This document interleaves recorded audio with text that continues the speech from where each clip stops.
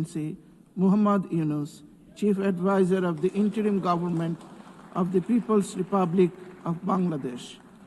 I request Protocol to please escort His Excellency and invite him to address the Assembly.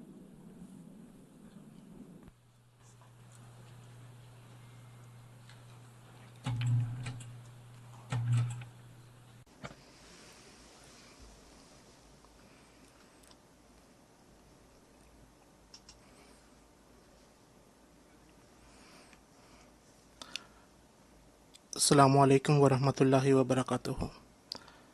Madam President,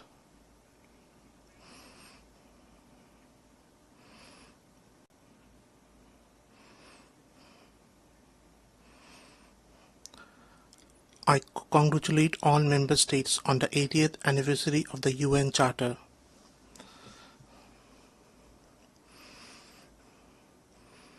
This session is especially important both for looking back at our journey and for shaping the road ahead. Over the past 8 decades, the UN has steadily expanded its scope of work and deepened its engagement in many areas.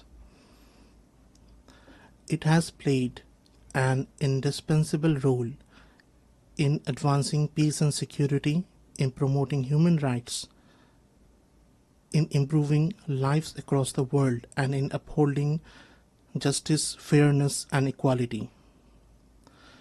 Because of the UN, today more than 130 million vulnerable people in 120 countries receive urgent food and humanitarian support. Nearly 45% of the world's children are immunized through its efforts.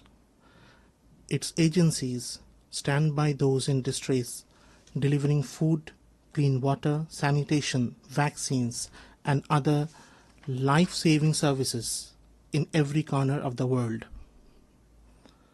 At the same time, we have also witnessed the limitations of the UN in resolving conflicts between states and in confronting major global challenges.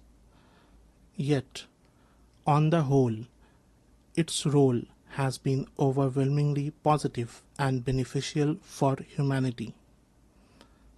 Madam President, last year, in this August Assembly, I spoke to you from a country that had just witnessed a popular uprising. I shared with you our aspirations for transformation. Today, I stand here to tell you how far we have come on that journey. Out of every 100 people on this planet, nearly 3 live in Bangladesh. But our story is not important because of our numbers, nor because of our geopolitical location. Our story matters because it is a reminder of the extraordinary power of ordinary people. It matters because it inspires hope among nations everywhere, that no matter how deep the crisis, no matter how impossible the solution may seem, the path to renewal is never lost. Madam President, Bangladesh was born in 1971 through a bloody struggle for equality, for human dignity, and for social justice. Yet the very rights for which we shed blood so much, the very freedoms for which we sacrificed so much, have been denied again and again over the past 5 decades. Time and again, spearheaded by our youth, the people of Bangladesh have risen, endured sacrifice, and reclaimed those rights. This year, we mark the first anniversary of the July uprising. It was our youth who stood up. It was our youth who defeated tyranny, and it was our youth who opened the path to a new journey of building a just and equal society. The responsibility to carry that vision forward was placed on my shoulders and those of my colleagues. Rebuilding a devastated economy and state demanded nothing less than profound institutional reforms. We could have chosen the easy path, reforms imposed by executive order. But we chose the hard path, reforms built through inclusion and sustained through consensus. We chose the path that endures.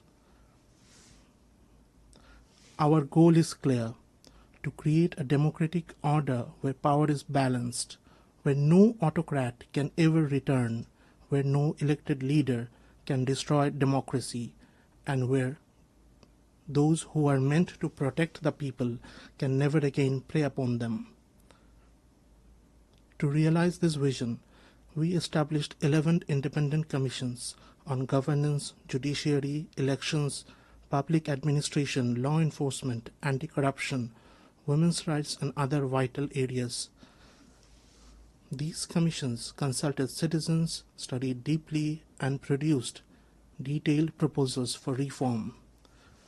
To anchor these reforms in permanence, we created a National Consensus Commission, which brought together more than 30 political parties and coalitions. Its aim was simple yet historic: to forge a collective pledge that transcends party line. That effort succeeded. On the first anniversary of July Uprising, we stood together on one stage and announced the July Declaration, a time-bound commitment to reform. That commitment means that no matter who wins the next election, the reform process will not stop, will not reverse, and will not be undone. Now, as we prepare for next elections in February next year, we remain steadfast in carrying forward reforms that place citizens at the center. Our focus is unchanging: transparency, accountability, and the rule of law. Madam President, within weeks of assuming office last year, I invited the UN High Commissioner for Human Rights to Bangladesh. The task was clear: to investigate and document human rights violations and atrocities committed by the fallen autocracy. Their team carried out field investigations and submitted a detailed report. Along with their findings, they made important recommendations to ensure that such crimes are never repeated. We have incorporated those recommendations into our national reform process. Even before the last General Assembly session, Bangladesh acceded to the International Convention for Protection of All Persons from Enforced Disappearance. We are now drafting necessary legislation to give full effect to its provisions at the national level.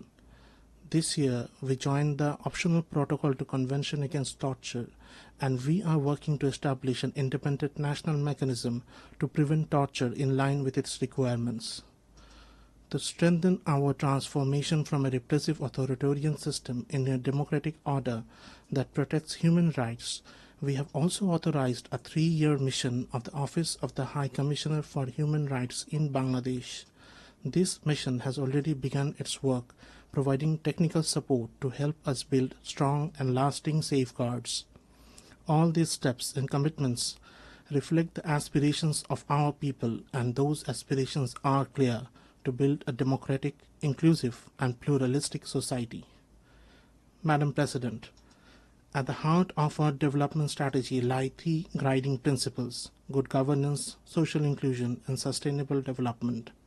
From the bitter lessons of the past decade and a half, we know this truth: without accountability, development is temporary.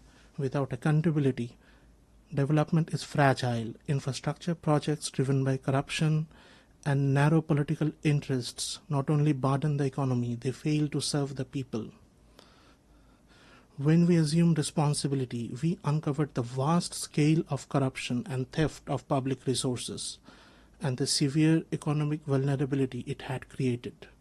We are determined to put an end to this so that development is never again used as an excuse to plunder the wealth of the people. To stabilize the fragile economy, we have taken difficult but necessary reform decisions. Among the most important reform is the revenue collection system. For the first time, legislation has been enacted to separate policy-making body from the implementing authority. This ensures transparency and accountability, and it will expand our revenue base. These measures are fully aligned with the severe commitment adopted at the recent FFD4 conference. Just as Bangladesh is striving to implement reforms in line with the severe commitment, we hope that the developed world will also honor their responsibilities under that collective pledge.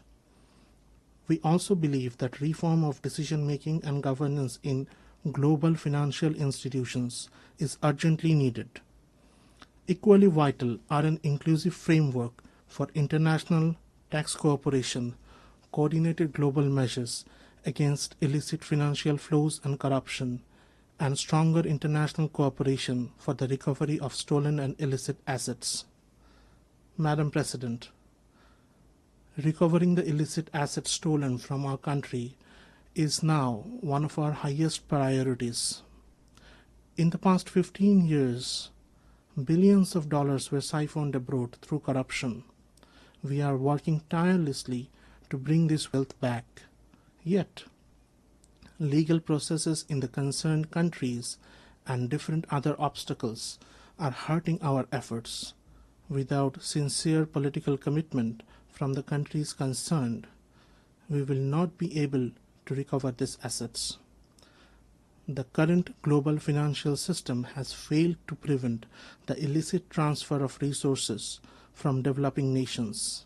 In some cases, the very rules of international financial institutions have enabled the movement of vast sums of illegal money into tax havens around the world. I call upon those countries and institutions that shelter such stolen assets, do not be complicit in this crime. Return the wealth to its rightful owners, the farmers, the workers, and the ordinary taxpayers.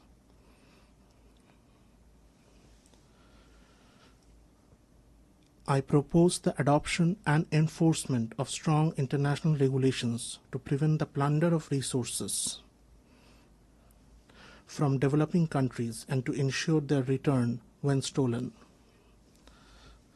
Madam President, alongside historic reforms in revenue, we have introduced a market-based exchange rate, brought discipline and stability to the banking sector through asset quality reviews, a new bank resolution ordinance, and a forthcoming deposit protection ordinance. We have modernized capital market oversight with a reformed task force and a strengthened investigative system. In public procurement, e-tendering is now mandatory and conflicts of interest must be disclosed. A new public accounts audit ordinance has reinforced accountability. Our aim is not only financial stability, but also an investment-friendly environment. The Bangladesh single window now integrates 19 agencies to simplify customs procedures. Specialized commercial courts have been established to expedite dispute resolution. The Investment Development Authority has set up a coordination committee to ensure smooth one-stop services, bringing regulators under one roof and easing visa and work permit processes. An FDI heat map and a national semiconductor task force now provide transparent information on high potential sectors. Trade logistics are also improving. Year on year, container handling at Chattogram port grew by 27.6% in August, a striking sign of new efficiency. These initiatives strengthen economic governance and make investment safer. Bangladesh is now entering a new phase of sustainable and inclusive growth.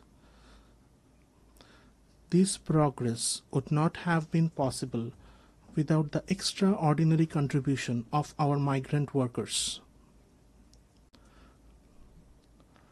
Month after month, they send record remittances home through their hard work abroad.